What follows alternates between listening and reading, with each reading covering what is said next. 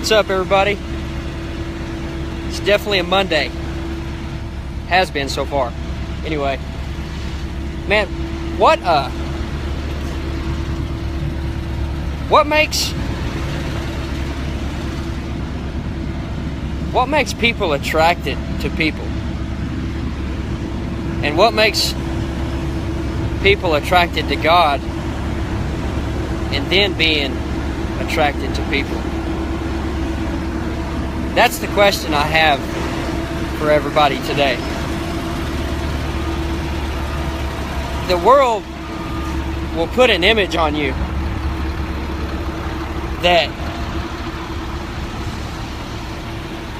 you think you have to uphold. And it will seed it deep in your mind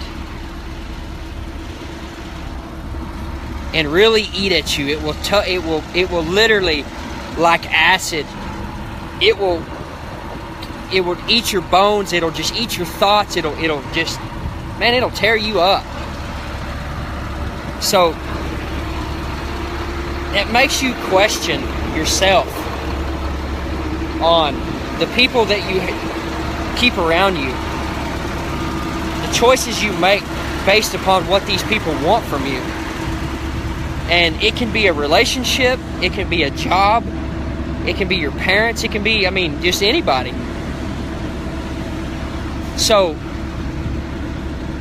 you have to think and ask yourself, what kind of people do you want to be attracted to you? And what kind of people do you want to be attracted to? What kind of company do you want to keep? What kind of love do you want to be in? I know for me, my biggest learning experience over the last, we'll call it a decade, has been learning that it's okay to be alone. Learning that it's okay to be your own support system. But here's the other thing. I also learned in the last few years that it's not you doing it alone. There's somebody else out there that will help you through it a lot less stressfully, a lot less heartache, a lot less financial trouble, and it'll just be better all the way around if you let God in on it and let Him literally show you. He will show you who is supposed to be in your life. He will bring people in it.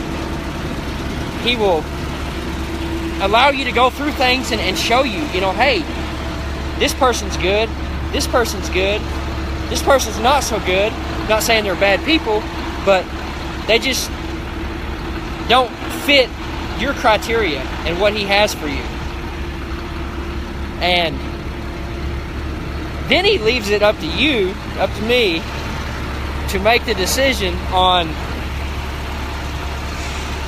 what our attractions of our heart and of our mind are going to do for us, where they're going to lead us.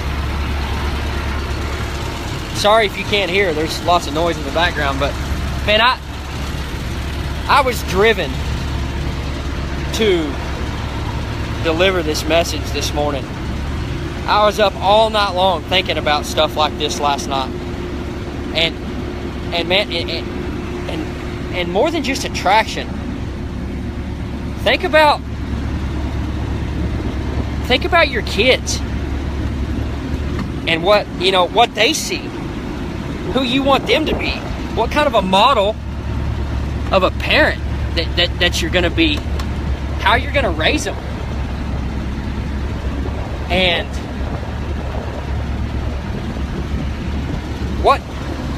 how do you want them to grow up? Who do you want them to hang around with, All that comes from the way that we carry ourselves as individuals. And let me tell you something. If you're around people that that don't bring you up spiritually, that don't have your back, and I'm real bad about this, so let me just throw myself under the bus with it, because man, it's like that old saying, you know, it's snake bit, or how many times you gonna burn your hand, or whatever analogy you want to use with it. Man, how many times are you gonna keep breaking your own heart? When yeah, it's gonna suck or whatever for a little while, but God will filter this through. He will bring it to the surface, to where eventually the pain is not there anymore, and as long as you keep following and keep working on what He's got for you, you'll eventually get the people or the events or the job or the kids that you need in your life, that to where everything works.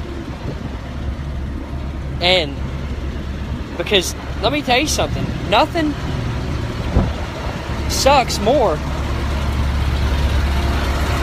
than going through life with people around you that don't have your better interest at heart. And I'm not saying, you know, it's not up to people to do it for you, but just whoever you surround yourself with, for them to bring you up, to praise you, to acknowledge things that are going on, and to want to help you strive to be better, to be more lovable, more caring, more kind. Just and I hope everybody can hear me, because there's a lot of noise in the background of what I do, and I apologize for that. But sometimes reality will hit you so hard, and honestly, we do it to ourselves. I've done it to myself. It sucks, and it does, but man,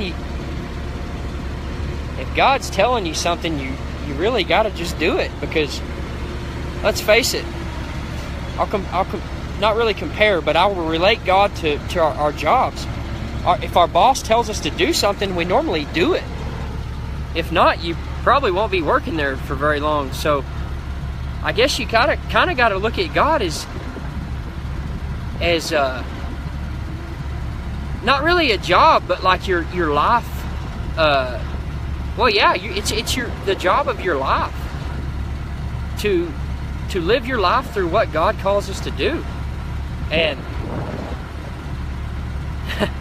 if you don't do it, you're gonna miss out. You're gonna burn. You're gonna feel pain. You're gonna hurt. You're gonna fail. Man, it's just gonna suck. And I lived a life like that for a long time, and I eventually got tired of it, and I tried stuff on my own through the world and ignored God and ignored, you know, some other good people's advice, and I just said, no, I got this. I'm tough, you know, whatever, leave me alone, I can do it. I'm just gonna stay mad. Well, that doesn't get you anywhere but stressed out and sick and financially drained. So to finish this out, Proverbs 19, that whole chapter, just right there, starting right there at, well, actually really at about Proverbs 15, just on down through about 30, 35. That really says how you got to live your life and conduct yourself and treat others, and what you're going to put yourself around. As I've always said, fly with Christ. I love you all.